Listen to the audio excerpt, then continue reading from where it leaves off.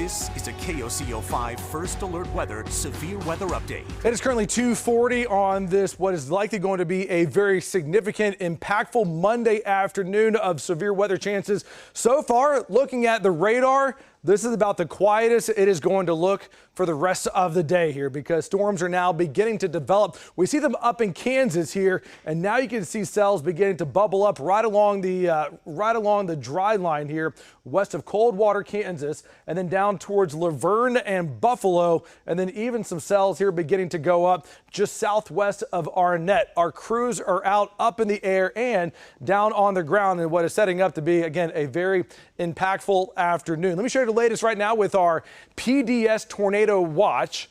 This is a bit of a different tornado watch. We don't see these all the time. Now, we did have one of these issued last week, and PDS stands for a particularly dangerous situation. That includes all of central and western Oklahoma. This goes until 11 o'clock here, and then eastern Oklahoma will see a threat. Tornado watch issued later tonight. So high risk. Doesn't get any higher than this, folks. For Oklahoma City, El Reno, Kingfisher, Enid, Ponca City. Now, storms are developing way out in the slight risk zone right now, but as you can see, as they begin to cross each county deeper and deeper into Oklahoma, that will occur later into the evening. The low-level winds are going to really start to ramp up into these cells, and that is where the high-end severe weather threat comes in here. Again, a high risk for severe storms. Our tornado index can't get any higher than this. We have it at a 10. That is considered very high for Oklahoma City, Norman, Chickasha, Watonga, Fairview, Enid, Perry, Stillwater, Ponca City. And I know our eyes all want to go to this bullseye right here, but listen up, Oklahoma. The risk for tornadoes is quite high, even outside of the very high threat here. I mean, from Pauls Valley out towards Clinton, Ceiling, Woodward, it's listed at an 8.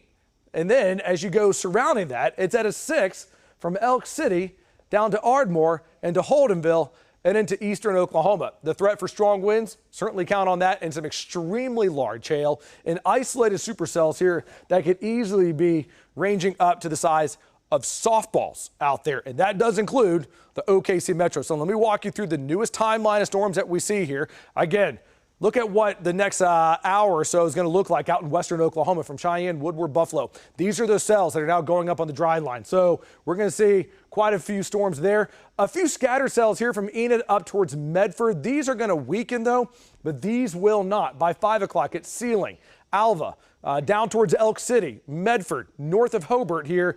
And then this line of storms continues to advance to the east. And so Watonga up towards Fairview, Medford, Ponca City by 8 o'clock. Intense cells from Ponca City down towards Hinton here by 8 and 9 o'clock. And then these are advancing to the east. And then for the OKC Metro, it's between 10 and 11 o'clock here. Chandler as well. So this will be the time that these storms are going to have a lot of low-level inflow into them, and the risk for strong tornadoes will certainly be there. Now, not everyone's going to see a strong tornado. I want to emphasize that not everyone's going to have tornadoes tonight, but given the environment that we have in play here, again, the threat is extremely just up there for tonight when it comes to the impact that these storms are going to have on us. As we go towards midnight, storms are south and east of I-44, making their way down towards Pauls Valley, Seminole, Holdenville.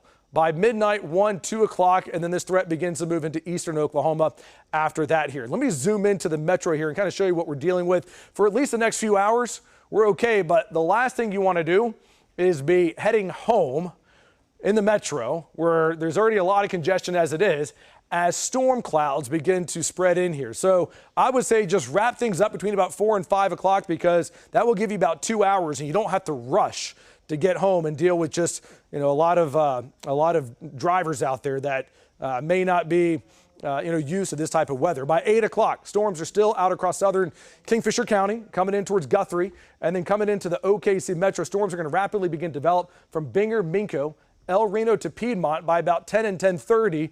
And then by 11 o'clock, it's Edmond, down towards Bethany, down towards Tuttle, and then moving down towards Moore, east of Choctaw here, southwest of Chandler. Some real intense storms right here. And then those are moving towards Shawnee and Bethel Acres by midnight and then continuing to move to the east. So definitely a very impactful next couple of hours here. This is a high risk for severe weather. I understand that the feelings that you may be having out there for today, I get it. And look, you're going to certainly be dealing with quite a bit of severe weather threats as we go into the next couple of hours here. So you're tuning in. You want valuable, credible, factual information. We are here to deliver you all of that. And right now, the risk for severe weather is increasing as we go into the next couple of hours. We are watching it closely. Again, our crews are out up in the air and on the ground. Keep it with KOCO 5 News. We'll bring you the first alert.